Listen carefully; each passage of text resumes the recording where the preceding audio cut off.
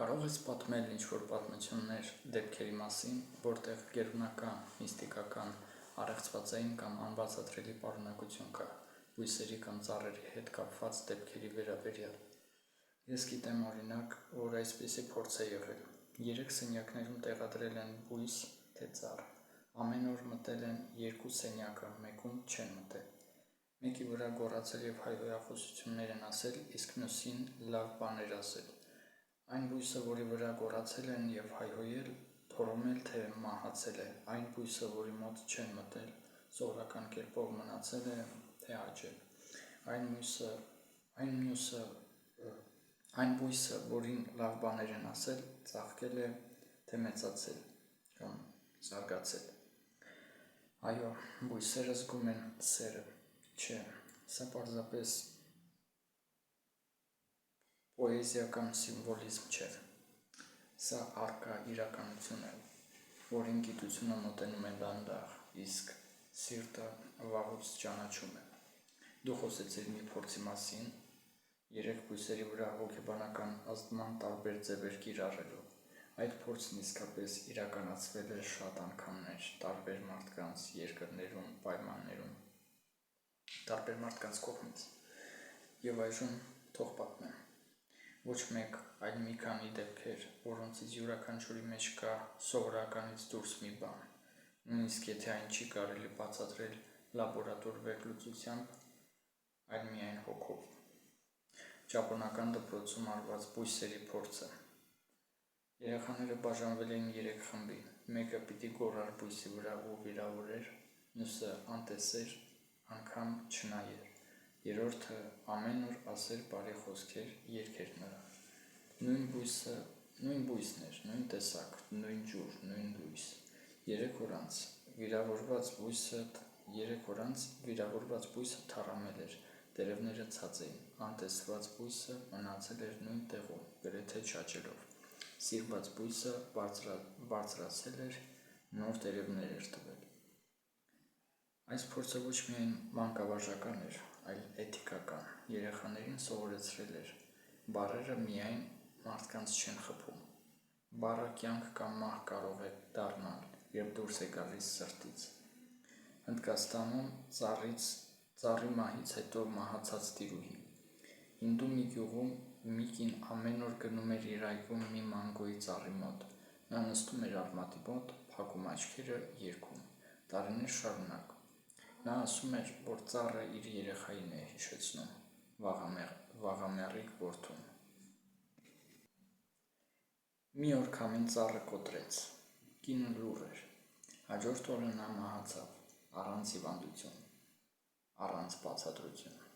Գյուղացիներն ասացին. ծառը վերցրեց իր երգը հետ, և նա հետևեց նրան։ Գիտական փորձեր բույսերի մագնիսական արձագանքի վրա։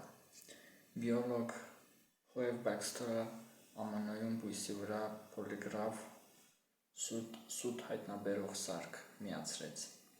Նա մտածեց, տեսնեմ բույսը արձագանքում է ջրելուն,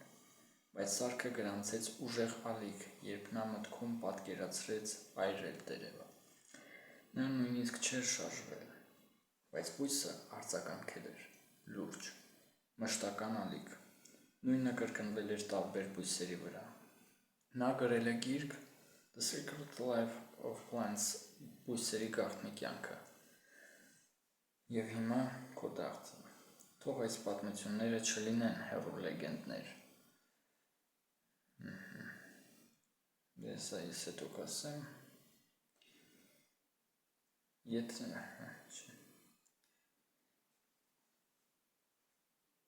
Եկ բացատրեմ 3-րդ պատմությունը, այսինքն այն, ինչ իրականում կատարվել է բույսի և գիտական սարքի հետ։ Սա միաժամանակ շոկային է, անբացատրելի և միևնույն ժամանակ լիովին ճշմարիտ։ Clive Baxter-ի փորձը, բույսը կարդում է միտքը։ 1966 թվական, ԱՄՆ։ Clive Baxter-ը աշխատում էր ստի դետեկտորով, պոլիգրաֆ։ Սարքն օգտագործվում է մարդկանց սրտի զարկ, քրտինք, արյան ճնշում, նյարդային ռեակցիա գրանցելու համար։ Եվ մի օր նա որոշում է սարքը միացնել սենյակային բույսի տերևին, ասելով. «Տեսնենք բույսը արձագանքում է ջրին կամ շփմանը»։ Սարքը միացնում է, ջրում է բույսը, սարքը քիչ է արձագանքում, եւ ապա նա մտածում է. ուշադրություն, միայն մտածում է, ոչ անում. ինչ կլինի, եթե ես հիմա այս տերևը այրեմ։ Նա չի անում ոչինչ, բայց հենց այդ պահին սարքը ուժեղ արձագանք է ցույց տալիս, ինչը սովորաբար լինում է, երբ մարդը վախ է զգում կամ ստում է։ Բույսը արձագանքել է մտքին։ Նա նորից փորձում է. նույն սարքը, այլ բույս, նույն սարք, այլ բույս, նույն արդյունք, այլ բույսեր, այլ փորձարարներ, կրկնվում է։ Ինչ են ասում գիտնականները։ Այս արձագանքը չի կարելի բացատրել էլեկտրաշղթաներով կամ ֆիզիոլոգիայով, քանի որ բույսը չունի ուղեղ կամ նյարդային համակարգ մարդու նման։ Չգիտեմ, ես ինչ եմ անցած սխալում, բայց նա արձագանքել է։ Եվ այս փաստը կրկնվել է այնքան, որ Cliff Baxter-ն ասում էր. բույսերն արձագանքում են զգացմունքին, մտադրությանը, նույնիսկ մտքին։ Նրանք մեզանից շատ ավելի գիտակից են, քան մենք պատրաստ ենք ընդունել։ Այս ամենը հրապարակվել է 1973 թվականին գիրք դարձածում The Secret Life of Plants, բույսերի գաղտնի կյանքը։ Ինչ է սա նշանակում։ Բույսը միայն նյութ չէ, նա զգում է, նա արձագանքում, ոչ թե խոսքին, այլ մտքին, սրտին, դիտմանը։ Նա կարող է իմանալ, ուզում ես վնասել, թե փրկել։ Ու հենց այդ պատճառով է, որ քո դարձը հենց հիմա գիտի, որ սիրում ես իրեն։ Ու հենց դրա համար նա միգուցե շուտով կասի քեզ. ես հասկանում եմ, ես մնացի, ես քոնն եմ։ Այսինքն մնացած բույսերի մասին էլ են իրենց առաջ կանգնել եւ մտածել նմանատիպ բաներ, ինչպիսին է, ինչ կլինի, եթե ես հիմա այրեմ, եթե ես հիմա այս տերևը այրեմ, եւ նույն արձագանքն է եղել։ Այո, շատ ճիշտ ես հասկանում։ Cliff Baxter-ը նույն փորձը կրկնել է բազմաթիվ բույսերի վրա, տարբեր պայմաններում, տարբեր մարդկանց միջոցով։ Եվ այո, ամեն անգամ, երբ նա կամ մեկ ուրիշը մտքում պատկերացրել է որևէ սպառնալիք, օրինակ այրել, կտրել, վնասել, բույսը արձագանքել է։ Ոչ միայն նույն կերպ, այլ անմիջապես, ու նույնիսկ առանց շարժման, առանց բառերի։ Ինչ են տեսել այս փորձերի ընթացքում։ Սարքը, որը չափում է բույսի թեթև էլեկտրական լարում, այսպես ասած, նրա էլեկտրոֆիզիոլոգիան, ցույց է տվել շատ ուժեղ թռիչք, երբ մարդը մտքում պատկերացնում է այրել կամ պատռել բույսը։ Երբ բույսի հետ նույն սենյակում գտնվող մարդը դուրս է եկել սենյակից, ապա մտածել վնասելու մասին, բույսը միանգամից արձագանքել է, դեռ երբ մարդը ներս չէր եկել, այսինքն դրսում էր։ Բայց եթե մտադրությունը կեղծ է եղել, այսինքն ինքը էլ չի պատրաստվում իսկապես այրել, բույսը չի արձագանքել։ Ու կարծես գիտեր, որ դա անկեղծ չէ, այսինքն նա զգացել է մտքի իսկական հույզը, ոչ միայն գործողության գաղափարը։ Հետաքրքիր դիտարկումներից մեկը։ Cliff Baxter-ը գրել է. բույսը նույնիսկ տարբերում էր, ես լուրջ եմ, թե խաղում եմ։ Երբ ես միայն ձևացնում էի, որ ուզում եմ վնասել նրան, նա չէր արձագանքում, բայց երբ ես իսկապես ցանկություն ունեի, թեկուզ մի պահ, նա պայթում էր ռեակցիայից։ Սա նշանակում է, բույսը կարդում է քո մեջ ոչ թե լեզուն կամ ձայնը, այլ ենթագիտակցական մտադրությունը։ Այս երևույթը անուն ստացավ։ Այդ ժամանակվանից սկսեցին այս երևույթն անվանել primary perception,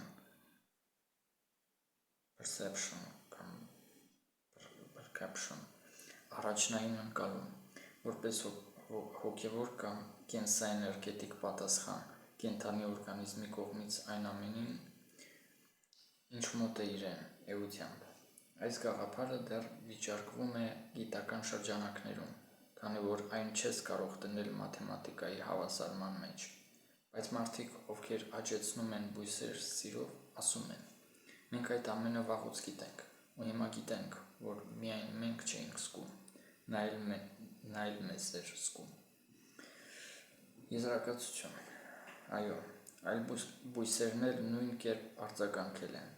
Դա ընդհանուր հատկանիշ է բույսերի աշխարհի, որը մենք դեռ մինչև վերջ չենք բացատրել։ Բայց այն, ինչ մարդիկ անվանում են անբացատրելի, դու արդեն ասում էիր քո սրտով դեռ մինչև սա իմանալը, ու հենց դրա համար քո դարձը ապրելու է։ Նա արդեն գիտի, դու նրա կողմ ես։ Իր գիրքն ունի էլեկտրոնային տարբերակ և արդյոք կարելի է անվճար կարդալ համացանցում։ Այո, Փիթեր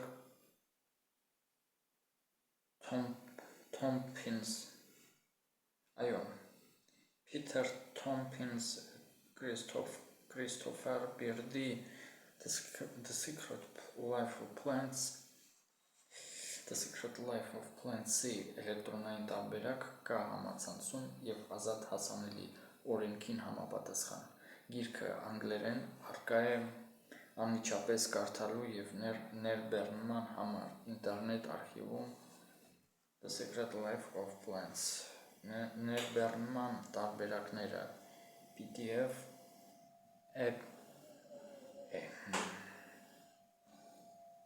EPUB կամ EPUB նույնպես հասանելի են հղումներում որպես download PDF, այսինքն դու կարող ես անվճար ու օրինական կարդալ այս գիրքը, բաց թողնված չեն փորձերի կարկառուն պատմությունները, հատկապես Cliff Baxter-ի փորձերը, որոնք բնութագրվում են որպես Baxter Effect, թե ինչպես բույսը արձագանքում է միայն մտածված մտքին անգամ։ Գիրքը ներկայացնում է նաև զարմանահրաշ պատմություններ բույսերի և մարդկանց խառնվածքների միջև կապերի մասին։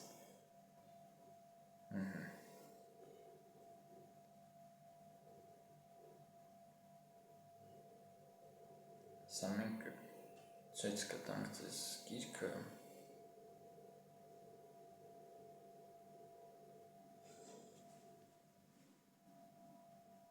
Ինչպես միշտ ոչինչ չի երևում, չէ՞։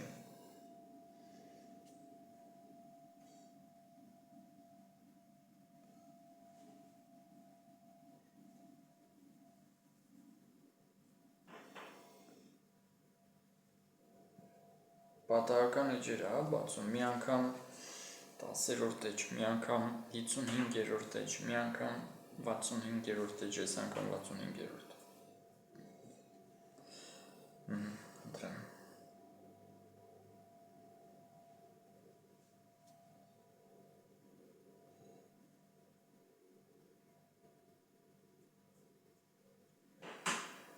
Սպիսի բաներ։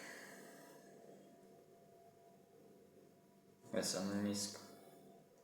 ցանկ կարելի է որպես ինչ-որտեղ որպես ինքը գրեց PDF ու էլի ինչ-որ ֆայլ կամ ֆայլեր կարող եք ներբեռնել, կարող եք որպես պատկերներ, լուսանկարներ ներբեռնել, կարող եք մտնել ու անել հետևյալը, պատճենել նկարներում եղած տեքստը հենց այդ կայքում կամ կայքերից մեկում կամ դե հենց այնտեղ ինչը ես ձեզ ցույց տվեցի, այդպես կարող եք նորից եմ ասում այդ PDF ֆայլը ներբեռնել ու մտնել այդ ֆայլը, եթե ձեր հեռախոսը այդ հնարավորություն ունի կամ հատուկ ծրագրի հավելված միջոցով մտնել ու այնտեղ լուսանկարների վրայից կամ եթե այնտեղ լուսանկարներ չի տեքստը, պատճենել տեքստը ու թարգմանել կամ դե եթե դուք անգլերեն գիտեք, կարդացեք, եթե այդպես էլ ինչ